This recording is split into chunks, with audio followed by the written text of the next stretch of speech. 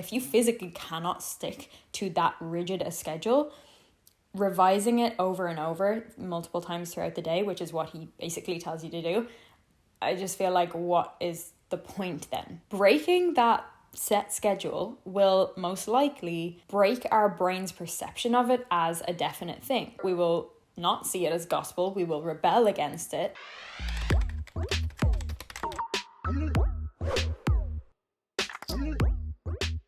Hey you, welcome back to the More to Life YouTube channel, and welcome to our last chatty book club on the book Deep Work. Last week I had an issue with my microphone and it's actually still not working, so I think it might be coming to the end of its little lifespan, so I'm actually recording this on my phone.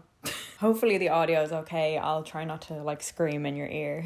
First things first, we have the law of the vital few, or otherwise known as the 80-20 rule. This is the general rule that 80% of a given effect is due to 20% of the possible causes. Therefore, if you kind of flip that around, the most important 20% of the activities that you do produce 80% of the results, which is crazy to think about. There's definitely an activity in there to be done. If you are really struggling, and I said this in a recent Instagram post of mine, if you're really struggling to get it all done, or you're overwhelmed, or you just don't want to do the whole productivity thing, look at all the tasks that are laid out and just ask yourself, okay, which 20% of these is actually going to produce 80% of the results, and what else is just just not really important. You can use this to identify your priorities in your day, in your week, in your life in general, and then you can show up as a boss for your goals every single time without needing to do everything, all of the things all the time. It's not the vibe anymore. So in this part of the book, there's a suggestion to quit social media for 30 days. He says, after 30 days, ask yourself, would the last 30 days have been notably different had I been able to use this service? And the other question to ask yourself is, did people care that I wasn't using this service? Now, of course, if you're like myself, if you're building a brand online, this is not really, if you want to try it, go ahead, but it's not going to help your business as such. But if your career and goals have nothing to do with social media, I would highly suggest trying this out. And if you do, let me know how it goes, because I want to know. But if the answers to these two questions are both no, he says to quit permanently. And I want to ask you, if you think that you would have FOMO by doing this, just be aware of, is this an actual fact? Or is this simply something that I've decided to believe? Or been conditioned to believe? He mentions that no one outside of your closest friends and family will even notice you've signed off. Now, I'm not going to lie, I was a little triggered by this, just a little bit. As a young girl, based on multiple experiences that I've had, I formed the belief across my childhood and my young adulthood that nobody wanted to hear what I had to say. And this is a belief that I've been peeling back the layers from, and I'm still working through, honestly, right now. I've made quite a headway on it. I have a YouTube channel. I have a personal brand, which is hello, look at me talk, which is very much rebelling against that. But over the course of my childhood and my teenage years and the start of my adulthood, I was just so incredibly shy, afraid of my own shadow. I didn't even know how to be me, because I was constantly just oh my god, no, don't see me, don't hear me. Honestly, until the last year or two, it was something that really, really defined me. But clearly I've got a lot more work to be done on this, considering the fact that this part of the book triggered me. And you know what? Just let this be a learning point about growth. That these triggers that come up are helping you grow. They're helping you reach the next level. So if there's anything you read in a book or hear in a YouTube video or anything that I ever say that makes you go, oh, that kind of touched a nerve, that pissed me off or that upset me, just actually dive straight into why that might be, because that trigger is an opportunity for you to grow and to get rid of that trigger so that it doesn't hold you back anymore. Okay, moving on. Social media is literally designed to grab and hold your attention for as long as possible. Social media is essentially a vacuum. So how can you put more thought into your leisure time? Maybe you could do some reading, maybe you could do a meditation, visualization, whatever. But he comes up with this kind of counter argument where he's but what if adding such structure, well, this isn't a counter argument. This is a thought that you might have as you're being told to do this. But what if adding such structure to your relaxation will defeat the purpose of relaxing? And this is surprisingly not the case. A personal example I have is when I take an hour of a digital detox after my morning shifts in work. So my morning shifts are from 6 a.m. to midday. And when I come home, I'm usually exhausted. I normally train after that as well. And then by the time I get home and I shower and I eat, I'm just wrecked. And everything in me wants to get a bit more done because it's still early in the day. I've still got time. But I'm just, and I just need to wind down. Honest to the times that I have come home and been like, I am committing 60 minutes to zero technology. I'm putting my phone in another room. I am not going near my laptop. I'm not going near anything like that. So I'm either going to be like reading, sitting in silence, or I don't know, maybe talking to family members if they're home or anything like that, just no technology. And the time goes so slow. Like the time doesn't just disappear on me. And generally, before that hour is even up, I'm ready to go again. And I feel energized. I don't feel like, oh my God, the day is going so fast and I have so much to do. Like the day actually is going quite slow.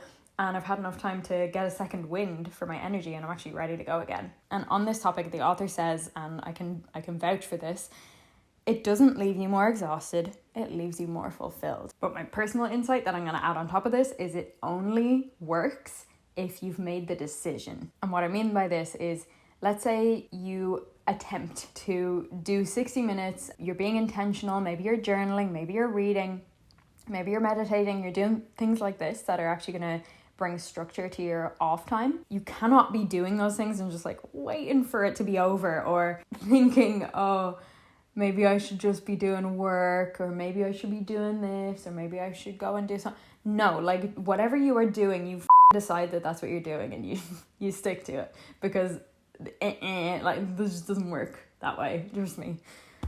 I've been through it plenty of times. You decide on something and you commit to that thing. It's like a marriage. Now, a major productivity tip that he adds into the book here is, he says, do less hours. According to him, he says, when you limit your working hours, you become stingy with your time. You don't just give it to anyone or anything. And that way it just doesn't get wasted on things that don't matter. When you work less hours, you spend the hours you do work a lot more wisely. And I'm going to say this right now. This is my intention for 2023. I have already been planning out a bunch of programs I'm going to be running in Q1 in 2023. They're going to be fire. The people that get in are like gonna experience insane shifts. I'll be talking about that on my social media at More to Life Kate on Black Friday weekend. So I'm not going to go into it now, but point is, even though I already have a bunch of things that I'm going to be doing in Q1, my intention for 2023 is not to be doing all of the things. I'm actually going to be doing less. It's just that the things I am going to be doing, I'm going to be bringing a lot more intention to them and narrowing down my actual priorities, because we don't need to prioritize 111 things to be successful. It's kind of counterproductive. Next, he says, treat shallow work with suspicion. Because its damage is often vastly underestimated and its importance vastly overestimated. Yeah. And the shallow work, he means replying to emails, replying to DMs, admin type stuff. Honestly, coming up with a list is not really going to be very helpful, because it's going to be so different for each and every person that watches this video. Really depends on what your career is, really depends on what your goals are, but basically the things that are not replicating any new results or new juicy goodness in the world. Now, he shares a fact that, to be honest, blew my mind, and I would hope that I don't fall into this category, but we'll see. Anyway, 25 to 34-year-olds in Britain estimated that they watched about 15 hours of TV a week, which is already like a significant amount of time. Like, that's quite a bit of time. That's over 2 hours a day on average, right? But it's actually closer to 28 hours. Guys, a full-time job is 40 hours. Just like, this just doesn't really... I mean, I am not going to be the person to say don't watch Netflix, don't watch movies, blah blah blah. Absolutely do those things, but know where the limit is and where you're maybe just falling into a bit of a binge. Also, I'm not going to say don't binge every now and again, because I love a good Netflix binge or a good Disney Plus binge. Like, I'm here for it. But, you know, if it's an everyday thing, you know, maybe we got some probs. Okay, he also suggests scheduling every minute of your day. Okay, like when I heard this, I was like, oh my God, is he going to be like, do this task for 36 minutes and then spend two and a half minutes doing this? And that's kind of what I pictured it as. But when he went on to explain, I was like, oh, okay, yeah, that makes sense. Essentially, do it in blocks, including a block for lunch, including a block for admin tasks. Write what you want to accomplish in each block on the right side of the page. Obviously, you can do this in like half-hour segments, and each block is like either 1 half-hour segment or 2 or 3 or however long. But there's 2 really important things to remember here. Number 1, your estimates of how long a certain task could take could be way off. And another thing to note is that new obligations could come up. When either of these 2 things happens, what you do is you take a few minutes and revise the schedule. I'm going to say something controversial here. First of all, in my opinion, what is the point? Breaking that set schedule will most likely break our brain's perception of it as a definite thing. Therefore, we will not see it as gospel. We will rebel against it. And why would we be inspired to stick to it then? That has certainly been my experience with this type of planning. Sometimes it works depending on what mood you're in, and if you're in the mood to be that rigid with something, absolutely, by all means, go for it. Or this could just be your personality type and it works for you, and that's fine.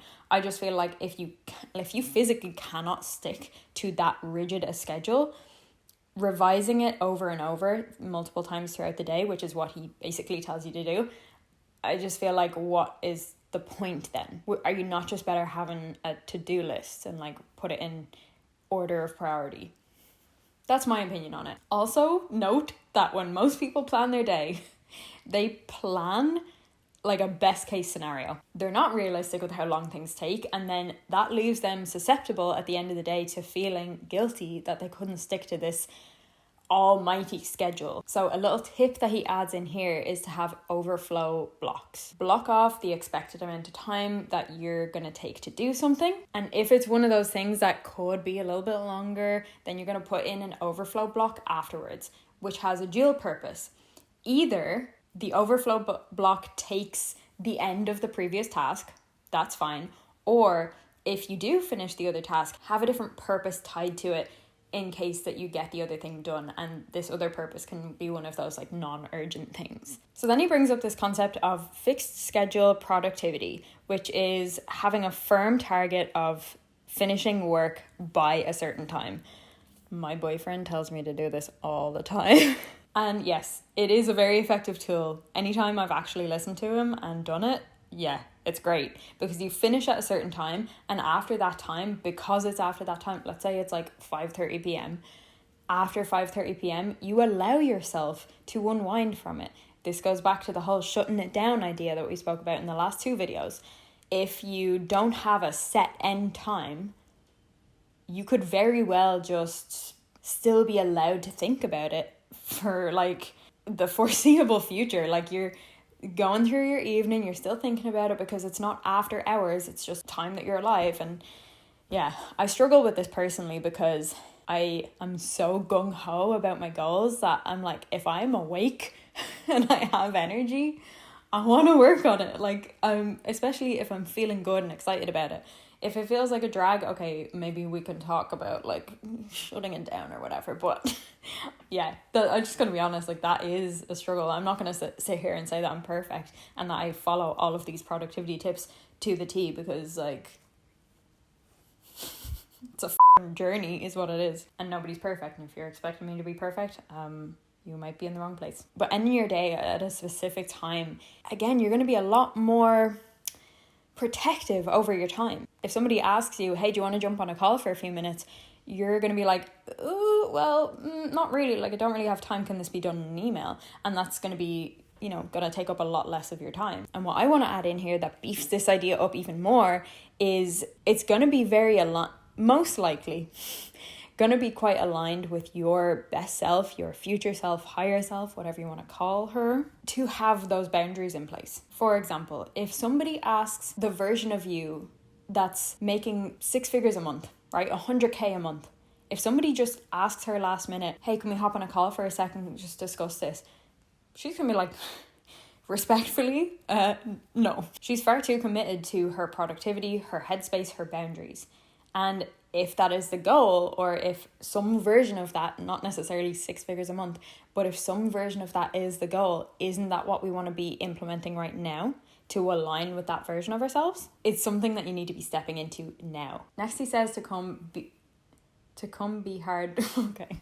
Next he says to become hard to reach. And the way he does this is by adding in a sender filter. So anywhere you have like, I'm just going to use email as an example because that's the example he gave. Rather than just saying, email me here at blank for any inquiries or whatever, he says the following. If you have any opportunities, offers, or introductions that might make my life more interesting, email me at blah, blah, blah. I'll only respond to proposals that are a good match for my schedule and interests. Immediately, just this thing is going to turn a lot of people off even sending anything. They're going to be like, oh, okay, yeah, he's not really available for what I have here, so that's absolutely fine, I'll just leave it. There you go, you've probably just cut your workload in half if you've got like a bunch of emails coming in. And last but not least, he says, the deep life isn't for everyone. But what I'll say is, it is worth it. By the sounds of it, it's worth it. Again, I haven't mastered all of these, but there are some really, really good tips in this book. And it's this deep work and being able to master what that looks like for you that's going to bridge the gap between where you are now and where you ultimately want to be in your life. And that is our last insight for the book, Deep Work. As of today, I don't know what the next book will be. By the time this goes out, you're not going to see the poll on my Instagram stories. Also, by the time this goes out, I'll probably have decided what the book is going to be. So that's going to be in the description below. Yeah, I'm really excited to start a new one. But let me know what you think of the series so far. I just think this is such a fun little idea because I always wanted to be part of a book club, but like there's so many people that you kind of have to pay to be part of their book club, and I'm like, I just want to read things with people and like talk about these ideas, like, and expand them, flesh them out a little bit more. So the fact that, you know, YouTube is a thing and we can just do that, I think that's great. Well, I'm really enjoying it anyway, and it's also really helping to keep me accountable for reading because it's very easy to just, you know, drop that habit sometimes. Also, before you go, make sure you are following me at More to Life Kate on TikTok and Instagram, because what is coming in the next week is going to blow your socks off your body and like slap you in the face with those very socks. I was planning it out this morning. I swear to God, I am so excited for the people that get in on these things, these offers, programs. Like, I'm not going to say anything about it yet. All details will be revealed next weekend. But thanks so much for watching this video. If you enjoyed it, I love you. And leave a like. The next one to watch is this one. Sweet Jesus. Everything to plan your life, and 4 things to remember when you're planning your life so that you don't just kind of half-ass it and come up with a plan that isn't really related to you or your life at all. Okay, so enjoy that and I'll see you very soon. Bye.